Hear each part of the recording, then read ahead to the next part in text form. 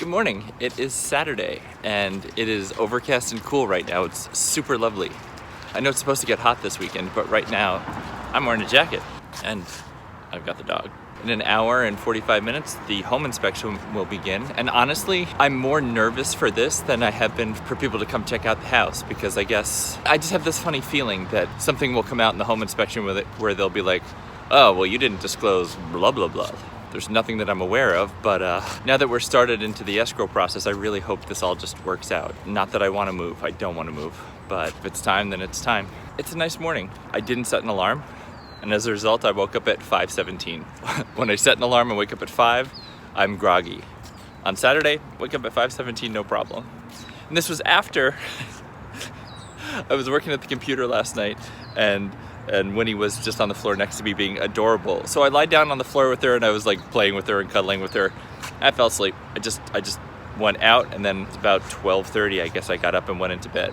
I spent 2 or 3 hours sleeping on the floor, not even on the couch, like on the floor. I feel good this morning, so cool. I'm gonna give that belt, the corgi belt, as a gift to my one friend, and then the group of 4 of us in the lesson should all have the same belt. And I don't know why I'm so tickled with that idea, but it's just gonna be fun, I think. So I'm still kind of in this limbo state. It's still a waiting state. I'm moving forward slowly, I think, towards a direction, but waiting for the home inspection, waiting for the escrow thing. I guess it's on me. I need to sort of work on the list of who gets what and dividing up my relationship with her. And I think about it a lot. I just don't feel like doing more of the work. And I know she probably thinks it's a power move, but really on my part, it's not fun to look at all your stuff and say, this is what I really want. This is what she can have. Particularly when my relationship with her isn't amicable. If it was nice, it would be easier to meet and be like, all right, well, what about this? What about that? Oh, I always like that mirror. But instead, you have to look at a spreadsheet, which really makes everything you own pretty cold and calculated, excuse me.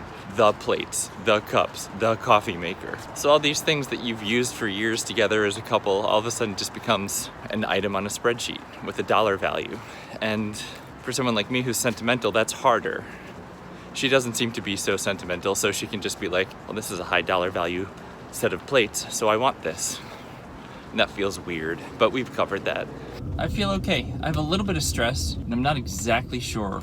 I'm trying to give a name to the stress, and I don't know why. I guess it's just the nerves of the home inspection. We're starting to lock things into place, but they can still come apart. Yeah, the sort of nebulousness of the whole divorce thing, the stress from that has taken a brief holiday. It's just sort of like, we'll come back to this, but let's celebrate. Let's have a little celebration of her leaving. My heart has been light since I read that the other night. I'm just like, yay. The rest will be ugly and unpleasant. I could see in the call log that she called the attorney that the mediator suggested yesterday. What I'm trying to figure out is that if that's a rational trigger for me or not. It's upsetting that the mediator did that. I don't think it was appropriate. I think she should have been like, I can't do that. You should find your own attorney. I guess it's too late. She knows who my attorney is.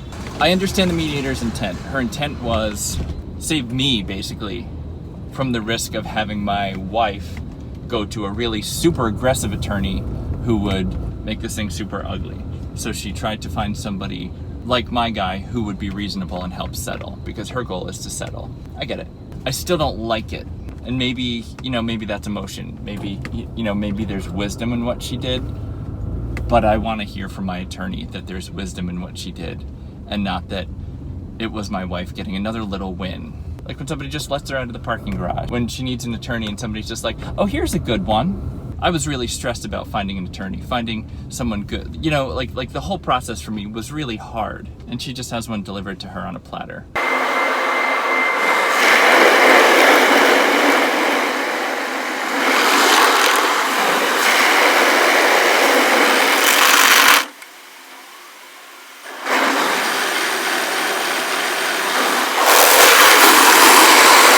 Man, did I need that car wash. The car looks so much better. Ugh.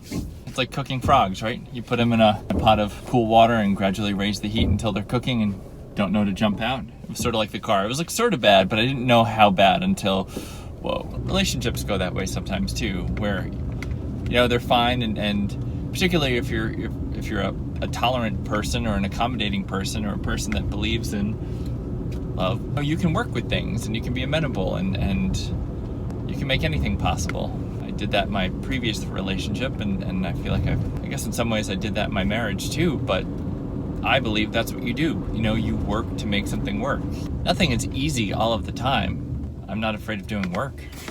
It's kind of the same thing. Like, the farther I get away from it now, the more clarity I have, or the more I'm just justifying things. And that's really the hard thing. I don't know. It all comes down to framing, how you look at, hold on, I need to pause.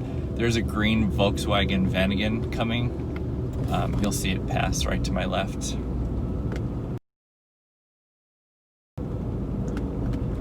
That is a really important car in my life.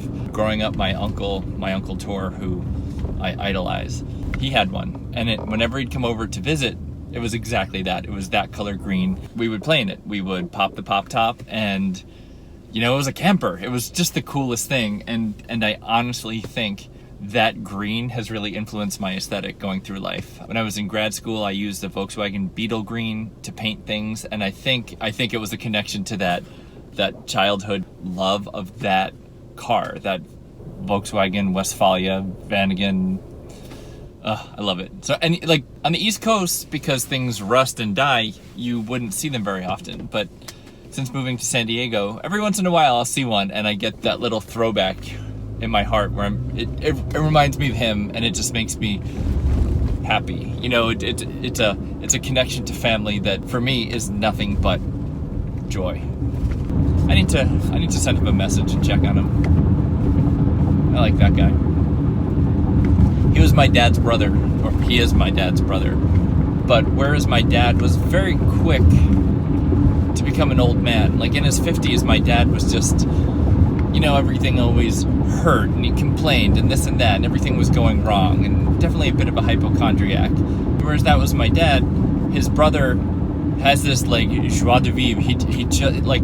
He has this lust for life and learning and doing things, and he never sits still, and he's never boring. And he was a elementary school science teacher. He had one of the first computers that I ever used. He introduced me to that. He let me borrow one for summer and taught me things. When I got into photography, he taught me film photography. He taught me a lot of things. I've learned so much from him. Like, he would shoot weddings and bar mitzvahs, and he would talk about flattering portrait lighting and things like that. I learned so much. When digital DSLRs came out and I was into that, I got to give back a little. Like, we could talk and trade stories, and I could help him with the change to digital. It's been a wonderful relationship, and I don't see him as often as I'd like. I hope, at least, for me, it's one of those relationships that regardless of time or distance, there's nothing but positivity and good feelings. I value him very much. Every once in a while you get a driving reminder of special relationships, and that's what that was. I guess we could rewind back to talking about how relationships sour through time, but you work because nothing's easy. But I don't know, everybody knows that. Everyone knows you have to work at relationships. When you get married, in front of everybody, you've committed to the relationship. That's why it's such a big deal. Everybody spends time and money to come to your ceremony, to be part of your major life thing, where you stand up and you declare, not only to the person you're marrying, but to everybody who's important to you, your intentions. I'm gonna love this person forever. I am in this. Like, no matter what happens, I pledge myself to this. It's big, it's not, for me, it's not something you do without thought. And I can tell you right now, I thought about it, I wanted it, I was not nervous to get married. Best day of my life, absolutely. With complete belief, I married her.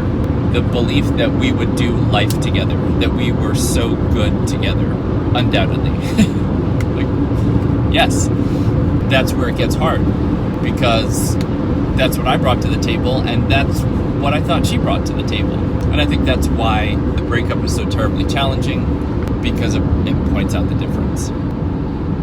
Sometimes I lie to students for fun. I drink a lot of LaCroix at school, particularly in the beginning of the year when you're talking and talking and talking and talking. I drink LaCroix. That is my extravagance. I drink fancy bubbly waters during class. I had this trio of students who thought it would be fun to bring me LaCroix. So they brought me 3 6-packs of LaCroix, and it was the sweetest thing. It was really nice. So if you by chance watch this, thanks you guys. That really meant a lot. And then people are always like, why do you drink those so much? Why are you always drinking those? Like, how many of those have you drunk?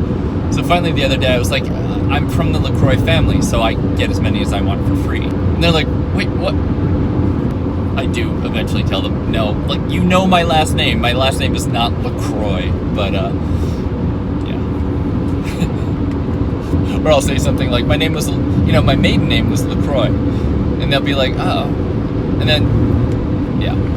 I do love teaching. It's so fun to just have these fun, dynamic relationships, and why am I doubting myself now? And honestly, that's what's happening with these videos. The first couple I made, I knew with 100% certainty, this is good. I'm going to publish these, absolutely. And now that I'm 140 videos in, I'm wondering if I should. But I think I should. It's a weird fear. And I think part of what I'm thinking about is, the first video I made was in April. It's a little over a month after she broke up with me. And I was pretty destroyed. And where I am now, in September, I'm less destroyed. I'm not going to say I'm good, I'm not healed, I'm not through it, but I'm less bad. I know there's more bad to come, but I'm at this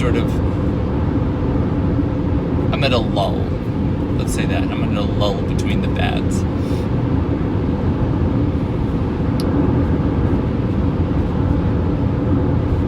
And I feel a little funny about putting a bad version of myself out now.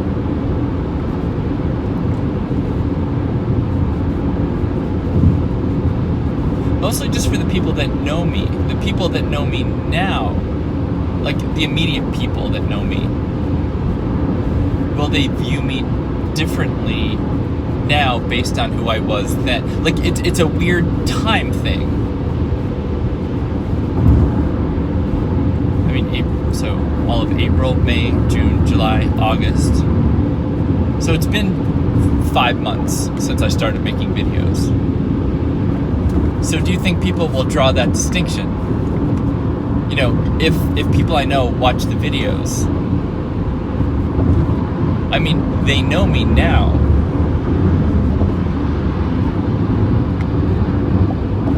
Will they look at me different based on who I was 5 months ago? You know what I mean? Like, I'm not that person anymore. So people who I interacted with then had the experience of interacting with me then.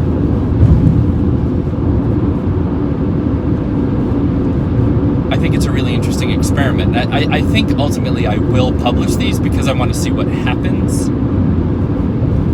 I've been nothing but genuine. I have nothing to be afraid of.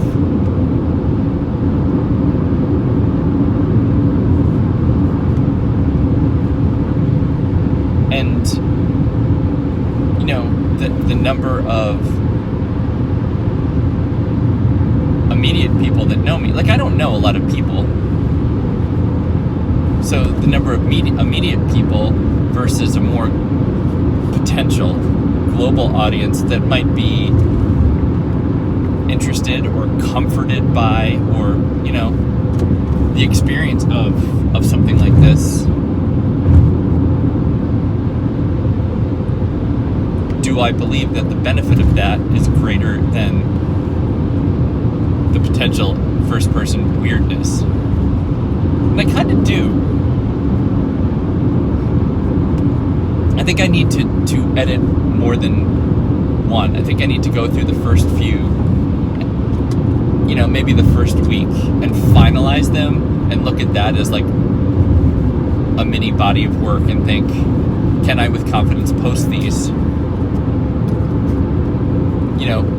Do they tell a story, or are they just, are they sort of self-aggrandizing? Like, is it me having a pity party for me? And if those are good, is it worth it? Is it worth the risk of putting myself out there? And I think it is, because if I don't, I will have done all of this, which has been enormously helpful for me personally. But I've done this with the intention of talking to others. And I feel like to take the sum total of, at this point, at least 5 months of work, daily work, at least an hour a day of work for 5 months, I feel like to take that and delete it would be a shame. You know, I'm easily a ways away from being divorced. I really don't think I can post anything until that process is finalized, because I could see a contingency of the divorce being you're not allowed to post videos, and I would never agree to that. So this is just that blind belief thing again. I'm making these with the belief that in the future I will post them. But I feel progressively more awkward as time passes. Is it less relevant as I get farther away from it? And I don't think so. I think it's a human experience. It's a human story.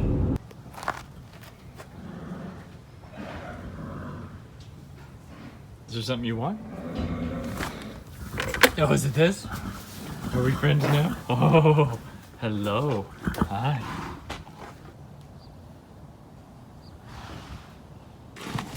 Alright, that was a day at the barn, and that was eventful, and I have so many things to tell you about. So I haven't talked to you since I went up to the barn. That was a long time ago. Today was a good day. I got there, my wife's boyfriend was not there. People were popping around just being funny and silly, and there was a lot of laughing. Our lesson got pushed a little bit because of things that just had to happen at the barn, and that was fine. So some of the girls went on a golf cart trip down in the canyon. During that time, I gave Dom a corgi belt I bought for her. She laughed and she gave me a hug, and we watched my trainer ride and jump. That was good, but then we got to the point at which we knew our lesson was going to get pushed to after lunch, and they were hungry, so they're like, let's go get lunch. So I drove Alex and Reese to Panera and just had the most insane lunch. They were just all over the board, just kind of bonkers and crazy and Snapchatting and all over the place, and it was funny as heck. We were all at Panera in our riding clothes, and it was just, it's so funny. It's just thoughtless for me now. It's not a big deal to go anywhere in my riding clothes. I mean, particularly up around the barn. I don't know. I mean, I walk the dog at home in my riding clothes. I don't know that I would, you know, walk around the neighborhood in where my new apartment is, because I don't know. You don't want to make yourself a target, you know? Then we went back and had a lesson, and everyone had sort of eaten a little bit too much lunch, so everyone was a little like, ugh. But it was still pretty fun. And then something very, very interesting happened. An email from the mediator came through about clarifying some things, so I need to write an email tonight to my wife and to the mediator and just be communicative, but that'll be fine. And then my wife texted the necessity to, you know, divide up our personal property and stuff.